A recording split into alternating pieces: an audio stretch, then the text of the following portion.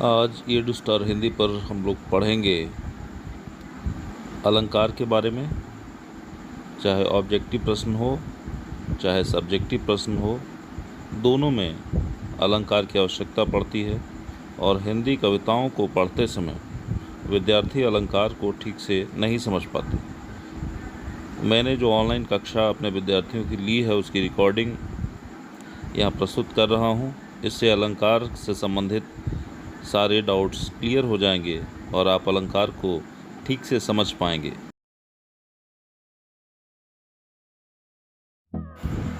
यदि आपने चैनल को सब्सक्राइब नहीं किया है तो सब्सक्राइब करें और नोटिफिकेशंस पाने के लिए बेल आइकन को टच करें।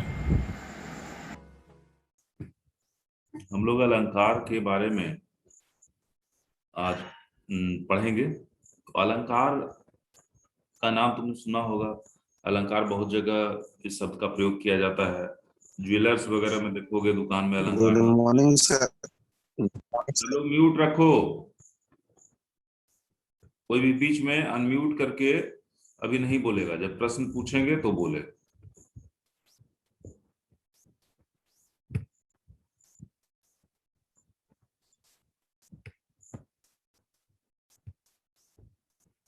तो देखो अलंकार जो है, जैसे मैंने कहा कि तुम लोग बहुत जगह देखते होगे ज्वेलर्स वगैरह में अलंकार ज्वेलर्स लिखा रहता है। तो अलंकार शब्द का मतलब क्या है? देखो अलंकार का मतलब है सजावट। ये सजाना शब्द जो है, जिसको हम लोग संस्कृत में अलंकृत भी कहते हैं, तो वहीं से इसे लिया गया है। और अलंकार कविताओं में, यहाँ तक कि गद्य में भी अलंकार का प्रयोग किया जाता है। अर्थात गद्य को शब्दों के माध्यम से, वर्णों के माध्यम से सजाने का काम किया जाता है, वही अलंकार है। तो अलंकार जब हम लोग देखते हैं तो उसको, कुछ अलंकार होते हैं उसको पहचानने की आवश्यकता है, उनके नाम को जानने की आवश्यकता है, और कहाँ पर किस अलंकार का प्रयोग किया जा रहा है उसको भी जानने की आवश्यकता है। तो हम लोग आज इसको जानेंगे कि कौन कौन से अलंकार होते हैं। अलंकार देखो बहुत सारे होते हैं, लेकिन तुमको जो अलंकार सामान्य रूप से पहचान में आता है या जो तुमको पढ़ना है, जो पढ़ना चाहिए, हम लोग उन अलंकारों की ही चर्चा करेंगे। बहुत सारे अलंकारों की चर्चा, सारे अलंकारों की चर्चा नहीं करेंगे, क्योंकि अलंकार फिर इतने ज्यादा हैं, बहुत कंफ्यूजन क्रिएट होगा। तो ऐसे अलंकारों को हम जानेंगे जो ऑब्जेक्टिव में भी तुम लोगों से पूछा जाता है, और इसके अलावे सब्जेक्टिव भी जब तुम लिखोगे तो उसमें उतने अलंकारों से काम चल जाएगा। तो हम लोग बेसिक अलंकारों के बारे में जानेंगे। तो देखो अलंकार वर्णों से बनते हैं, शब्दों से भी बनते हैं, और उसके द्वारा काव्य की शोभा को, सुंदरता को बढ़ाने का कार्य करते हैं। तो आचार्य भामह जो है, एक विद्वान थे संस्कृत के, उन्हें ही अलंकार शास्त्र का प्रवर्तक कहा जाता है, अलंकारों का प्रवर्तक कहा जाता है। देखो अलंकार जो है, उसके बिना काव्य साहित्य जो है उसको अधूरा माना जाता है। अलंकार तीन तरह के होते हैं: शब्दालंकार, अर्थालंकार और उभयालंकार। तो शब्दालंकार क्या है? जहां वर्ण, वर्ण यानी कि जो अक्षर होते हैं, अल्फाबेट्स जिसको कहते हैं, तो अल्फाबेट्स के या शब्दों के या वाक्यों के द्वारा जो अलंकार निर्मित होते हैं उनको शब्दालंकार कहते हैं। म्यूट रखो, जो आता है वही अनम्यूट करके अपना गप सप सुनाने लगता है। यहां से म्यूट करते हैं और तुम लोग अनम्यूट करते हो, अभी कोई अनम्यूट नहीं करेगा। तो देखो शब्दालंकार जो है उसके कुछ उदाहरण हैं, हम लोग जानेंगे कौन कौन से हैं। अनुप्रास है, यमक है, श्लेष है। तो इन सारे अलंकारों को हम लोग जानेंगे, उदाहरण के साथ देखेंगे, पहचानने का प्रयास करेंगे। दूसरा है अर्थालंकार। अर्थात कोई भी वाक्य जो कविताओं को हम पढ़ते हैं तो वहां पर क्या होता है, उसका अर्थ होता है। तो अर्थ जो है उसके आधार पर जो सुंदरता काव्य में लाई जाती है उसको अर्थालंकार कहते हैं। तो अर्थालंकार शब्द पर नहीं बल्कि उसके अर्थ पर आश्रित होता है। इसका उदाहरण है उपमा, रूपक, उत्प्रेक्षा, अतिशयोक्ति, दृष्टांत, मानवीकरण, ये सब। और उभयालंकार की बात अगर कहें तो जहां काव्य में दोनों अलंकार पाए जाएं, शब्दालंकार और अर्थालंकार दोनों, तो वहां पर हम लोग कहेंगे उभयालंकार। तो हम लोग शब्दालंकार और अर्थालंकार को देखेंगे, क्योंकि ये दोनों जहां पाए जाएंगे तो उसी को उभयालंकार कहते हैं। सिर्फ उभयालंकार में कुछ अलग से नहीं पढ़ना है। तो देखो, शब्दालंकार की हम पहले बात करते हैं। सबसे पहला है अनुप्रास अलंकार। अनुप्रास अलंकार ये सबसे महत्वपूर्ण अलंकार है और बार बार मिलता भी है। पिछली बार भी जो हम पढ़ा रहे थे तो उसमें बताए थे तुमको कि अनुप्रास अलंकार का प्रयोग किया गया है। तो अनुप्रास अलंकार जो है उसमें वर्णों की आवृत्ति होती है। वर्ण मतलब अक्षर। तो अक्षर को अगर पुनः रिपीट किया जाए, आवृत्ति का मतलब, पुनरावृत्ति का मतलब रिपीटिशन, तो अगर रिपीट किया जाता है, पुनः उसको दोबारा लाया जाता है, एक बार, दो बार, तीन बार, चार बार, तो वहां पर अनुप्रास अलंकार का प्रयोग हम लोग कहते हैं। जैसे उदाहरण के लिए देखो, मधुर, मृदु, मंजुल, मुख, मुस्कान, ये सब जितने भी अक्षर हैं, जितने भी शब्द हैं, सब में म है, म से शुरू हुआ है और सब में म है। तो यहाँ पर क्या, अनुप्रास अलंकार। जरूरी नहीं है कि सारे में रहे। जैसे देखो दूसरा उदाहरण, सुरुचि, सुवास, सरस, अनुरागा, यहाँ 3 बार स का प्रयोग किया गया है, 2 बार भी हो सकता है।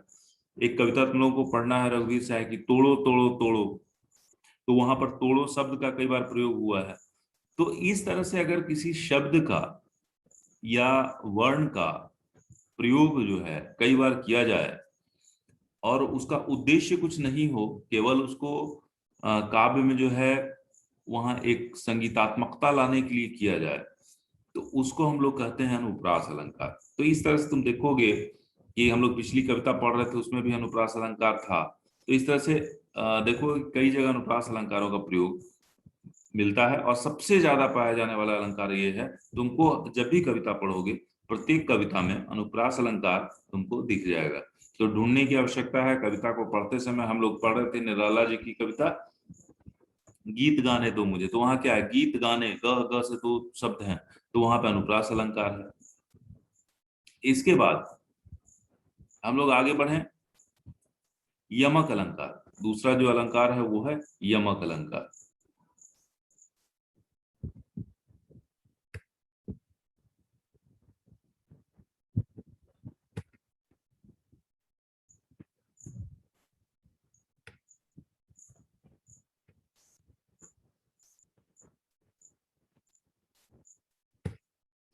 यमक अलंकार जो है, यमक का मतलब होता है युग्म, जोड़ा।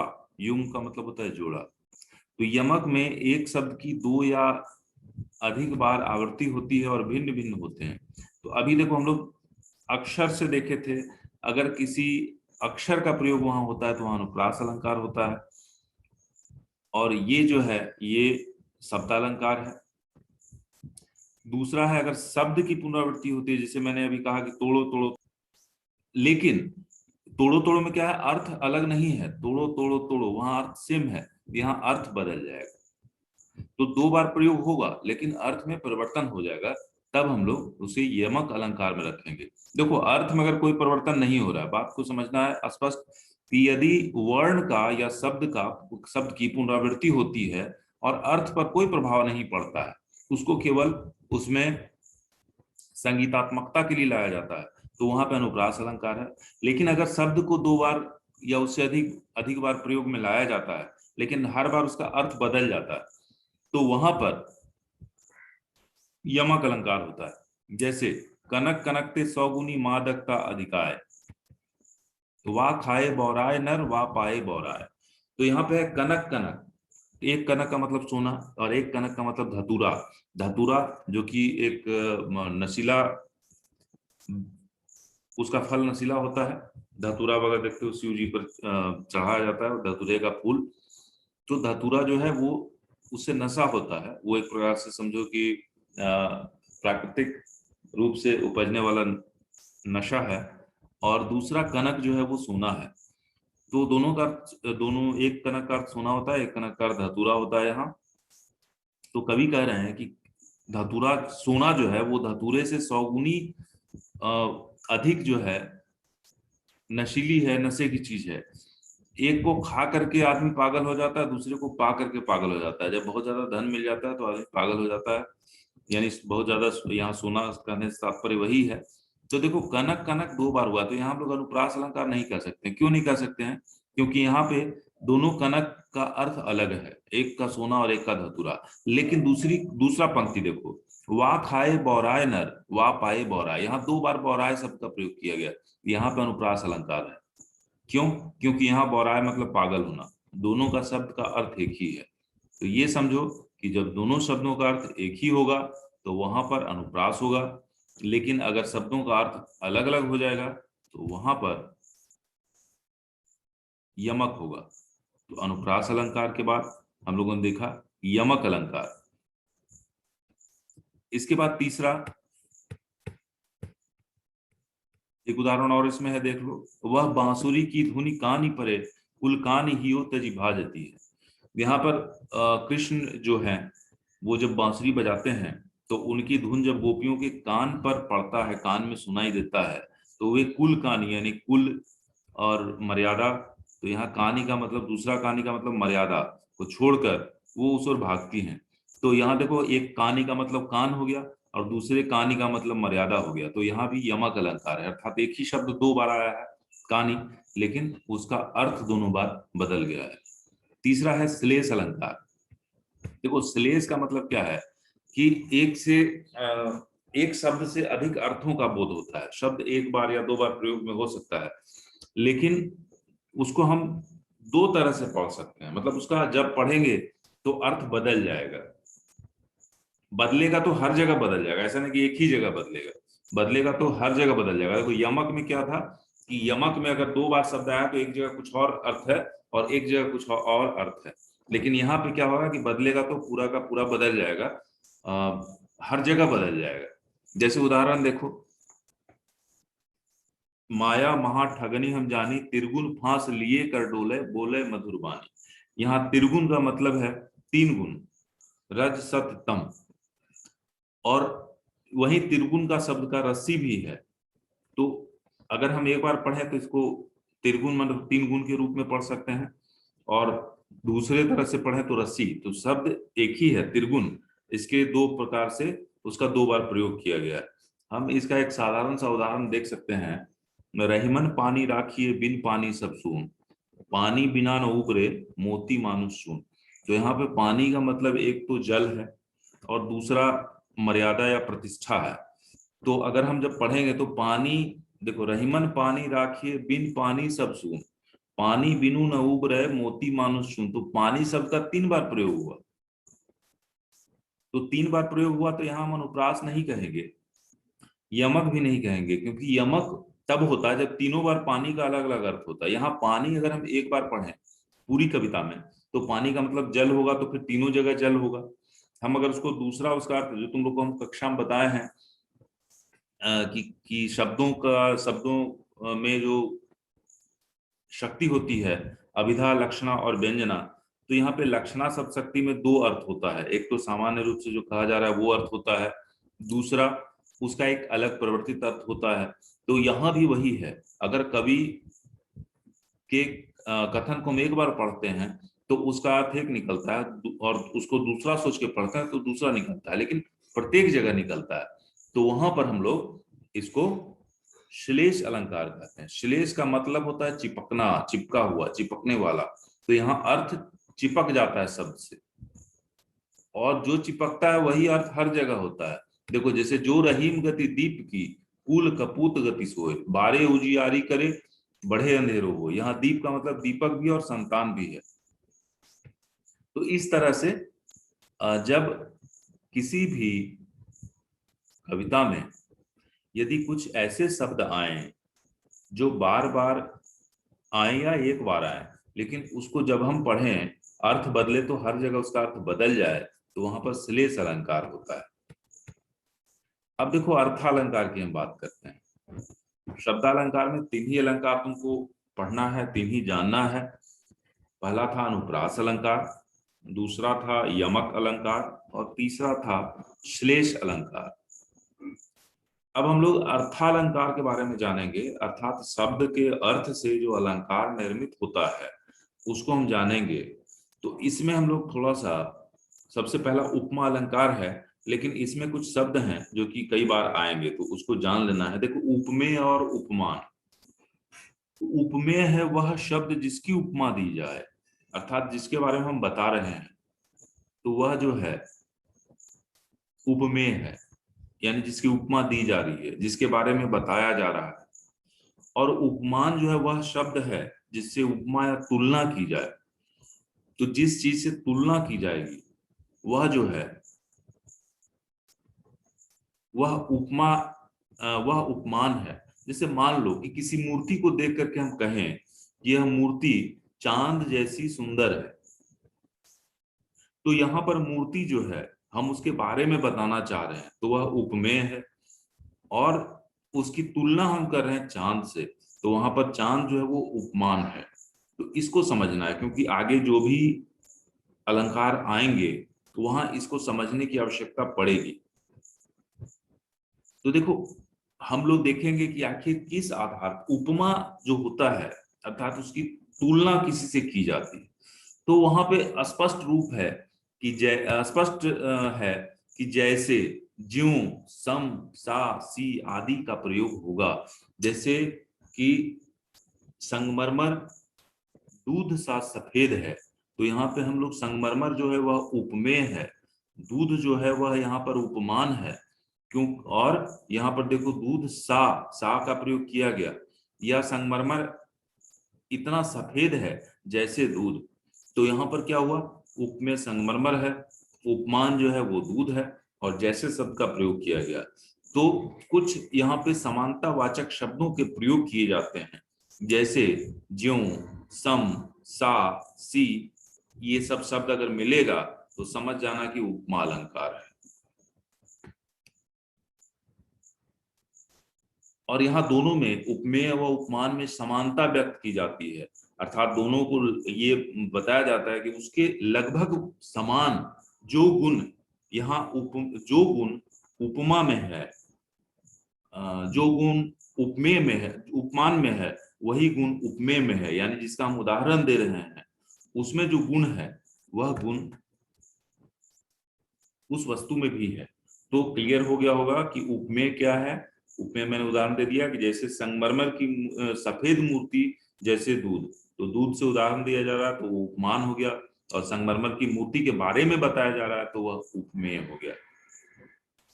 जैसे देखो, प्रातः नभ था बहुत गीला शंख जैसे, तो प्रातः नभ था, तो यहाँ पे नभ जो है उसके बारे में बताया जा रहा है, आसमान के बारे में बताया जा रहा है, लेकिन किससे तुलना की जा रही है, जैसे गीला शंख।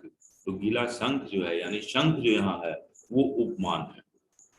तो इस प्रकार से देखो, यहाँ पे जैसे शब्द का प्रयोग भी किया गया। तो मैंने बताया, अभी क्या बताया, इसको ध्यान रखोगे कि जैसे, ज्यों, सम, सा, सी इत्यादि जो शब्द हैं अगर इनका प्रयोग किया जाता है तो इसको हम लोग उपमा अलंकार कहते हैं, ये ध्यान रखना है।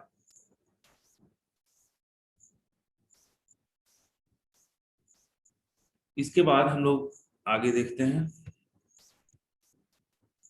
देखो, एक उदाहरण दूसरा भी, एक और उदाहरण है, मधुकर सरिस संत गुण ग्राही। तो यहाँ पर देखो, सरिस शब्द का प्रयोग किया गया है, तो लेकिन यहाँ बता रहा है कि मधुकर के जैसे, यानी कि मधुकर होता है भौरा, तो भौरा जिस तरह से फूलों पर जा करके वहां से उनके परागों को ग्रहण करता है, उसी तरह से संत जो होते हैं वो गुणों का ग्रहण करते हैं। तो संत के स्वभाव की उपमा मधुकर से दी गई है, तो इसलिए यहाँ पर भी उपमा अलंकार है। तो यहाँ पर संत जो है वो उपमेय है और मधुकर से उनकी तुलना की जा रही है, तो मधुकर जो है वो उपमान है। अब देखो, उपमा अलंकार के बाद है रूपक अलंकार। रूपक अलंकार में उपमेय पर उपमान का अभेद आरोप किया जाता है। यहाँ देखो सा या जैसे इस प्रकार के शब्दों का प्रयोग करके तुलना नहीं किया जाता, बल्कि यहाँ लगभग बताया जाता है कि दोनों एक ही तरह के हैं, दोनों में बहुत समानता है। तो अभेद आरोप किया जाता है, दोनों के बीच में कोई भेद नहीं रह जाता, यानी यहाँ पे कोई समानता बोधक जो शब्द है उसका प्रयोग नहीं होगा, बाकी वही है। बाकी यहाँ भी एक प्रकार से उदाहरण दिया जा रहा है, लेकिन उपमेय और उपमान जो है उसके बीच में उसको बाइफरकेट करने के लिए कुछ नहीं। तुम इसमें चाहो तो आगे वाले को पीछे पढ़ सकते हो, पीछे वाले को आगे समझ सकते हो, मतलब दोनों एक साथ है। जैसे आए महंत बसंत, यहाँ बसंत किसी महंत की तरह आ रहा है या महंत किसी बसंत की तरह आ रहा है, लेकिन दोनों एक उदाहरण है, एक उपमेय है, एक उपमान है, लेकिन कौन उपमेय है कौन उपमान है ये कहना यहाँ कठिन है। दोनों के बीच में न तो जैसे शब्द का प्रयोग है, न सी शब्द का प्रयोग है, न ज्यों शब्द का प्रयोग है, किसी भी समता बोधक शब्द का प्रयोग यहाँ नहीं है।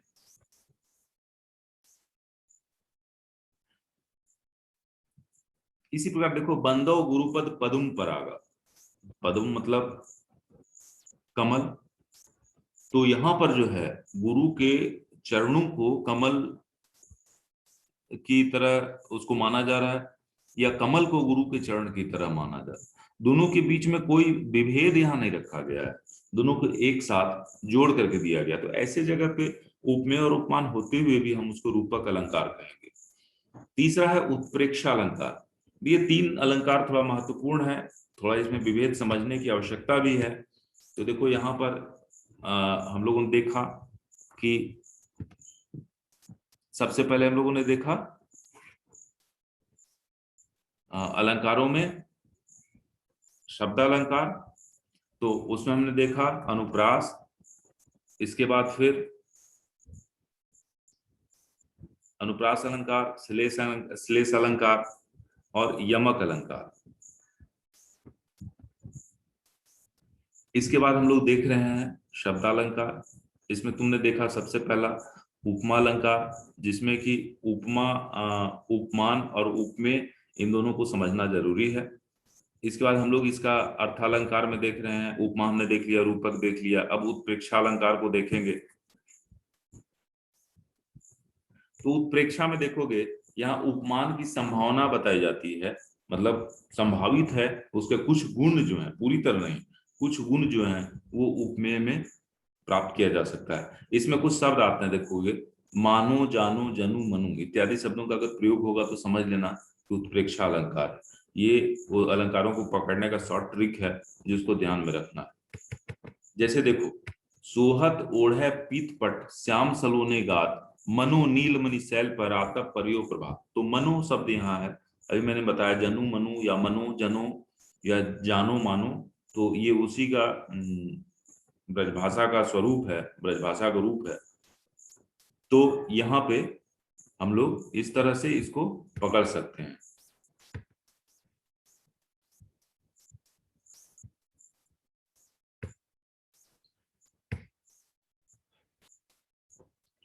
यहाँ पे कहा जा रहा है कि कृष्ण का जो श्यामल शरीर है, सांवला जो शरीर है, उस पर जो पीले कपड़े पहनते थे, तो जो पीताम्बर है वह उसको देखकर ऐसा लग रहा है मानो नीलम पर्वत पर जो है प्रभात काल की धूप शोभा पा रही हो। सुबह की जो धूप है वह नीलम पर्वत पर उसकी धूप जो है पड़ रही है, तो जो सुंदरता है वही कृष्ण के शरीर पर जो पीले वस्त्र हैं उनकी सुंदरता है। तो यहाँ पे देखो मनो शब्द का प्रयोग किया गया है, तो मैंने बताया कि जानो, मानो, जनु, मनु इत्यादि शब्दों का प्रयोग मिलेगा, तो वहां पर तुमको सीधे सीधे उत्प्रेक्षा अलंकार कहना है। रूपक में कोई विभेदक नहीं होगा, उपमा में ज्यों, जैसे, सा, सी इस प्रकार के शब्दों का प्रयोग होगा। तो ये तीन जो हैं वो एक प्रकार के अलंकार हैं, जहां पे थोड़ा कभी कोई कठिनाई आती है विभेद करने में, लेकिन कोई कठिनाई नहीं है। मैंने बताया कि अगर दोनों के बीच में कोई विभेदक नहीं है तो वहां पर रूपक अलंकार है। अगर ज्यों, जैसे, सी, सा, जैसा इत्यादि शब्दों का प्रयोग हो तो वहां पर उपमा अलंकार है। और यदि जनु, मनु, जानो, मानो जैसे शब्दों का प्रयोग हो तो वहां पर उत्प्रेक्षा अलंकार है। अब देखो अतिशयोक्ति अलंकार, तो क्या होता है कि कभी कभी कवि जो है किसी बात को बहुत बढ़ा चढ़ा करके कह देते हैं, तो वहां पर उसको अतिशयोक्ति हम लोग कहते हैं। बातचीत में भी कहा जाता है कि क्यों अतिशयोक्ति वाली बात बोल रहे हो, अर्थात किस चीज को बहुत बढ़ा चढ़ा कर बोलना, जिसको कहते हैं फेंकना, या बहुत बढ़ा चढ़ा कर इस बात किसी बात को बोलना, तो वहां है अतिशयोक्ति अलंकार। जैसे उदाहरण के लिए देखो, हनुमान की पूंछ में लगन न पाई आग, लंका सगरी जरी गई, गए निशाचर भाग। इसका अर्थ क्या हो रहा है? इसका अर्थ हो रहा है कि हनुमान की पूंछ में आग लग भी नहीं पाई थी कि लंका जो है पूरी तरह से, उससे पहले ही लंका का जलना शुरू हो गया और राक्षस भागने लगे। तो ऐसा है नहीं। हाँ, कहानी में है कि हनुमान की पूंछ में आग लगा, इसके बाद वो जा करके सारे लंका को जलाया, लेकिन यहाँ पे कवि क्या कर रहे हैं, थोड़ा बढ़ा चढ़ा करके बोल रहे हैं, तो इसको हम लोग अतिशयोक्ति अलंकार कहते हैं।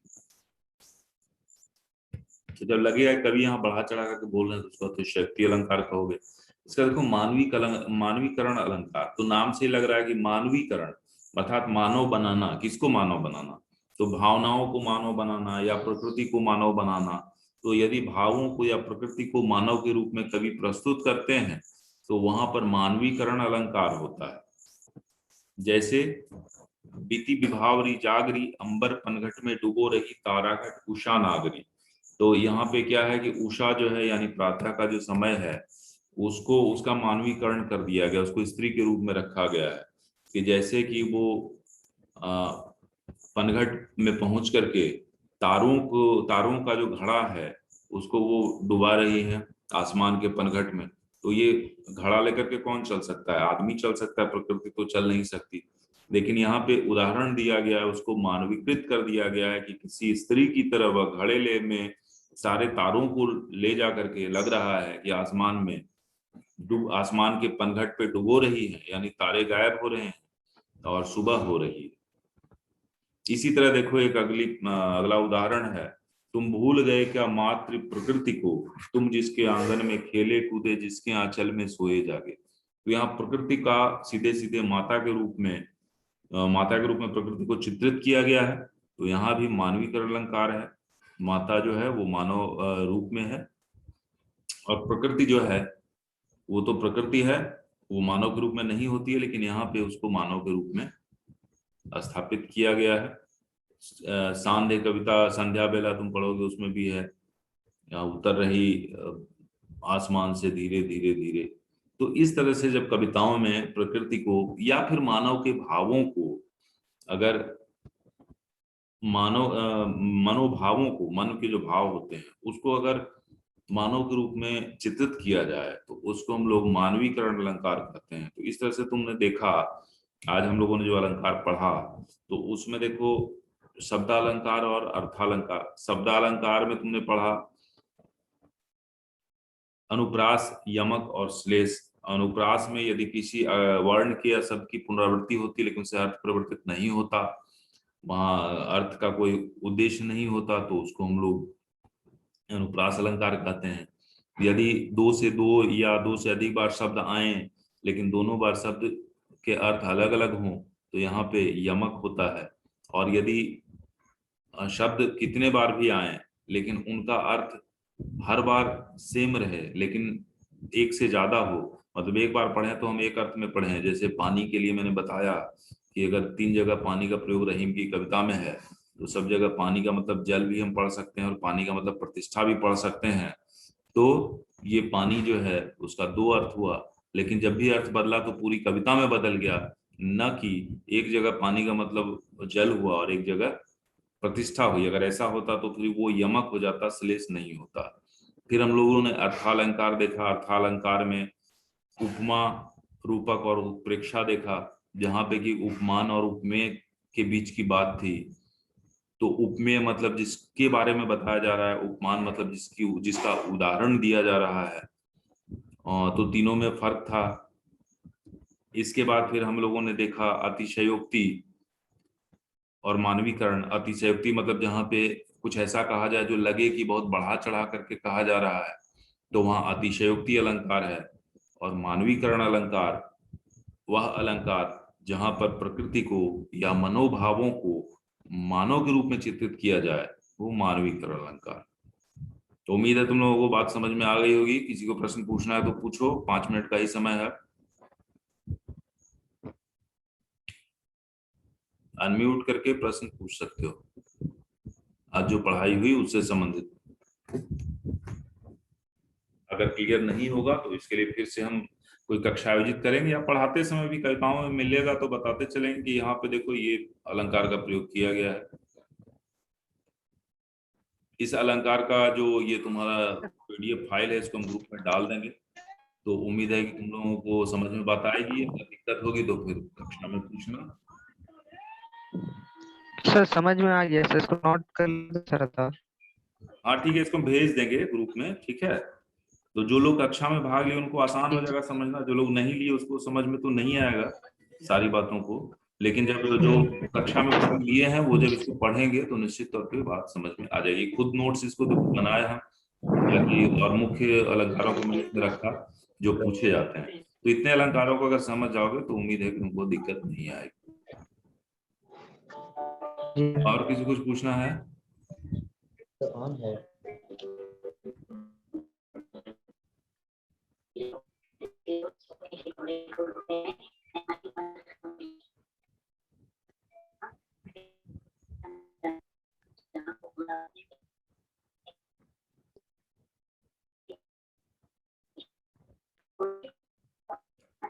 इसको हम ग्रुप में फॉरवर्ड कर देंगे।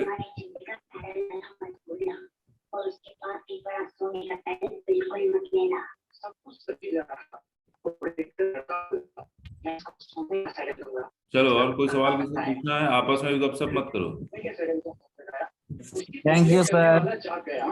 चलो ठीक है, तब आज का कक्षा खत्म करते हैं, अब अगली कक्षा में मिलेंगे।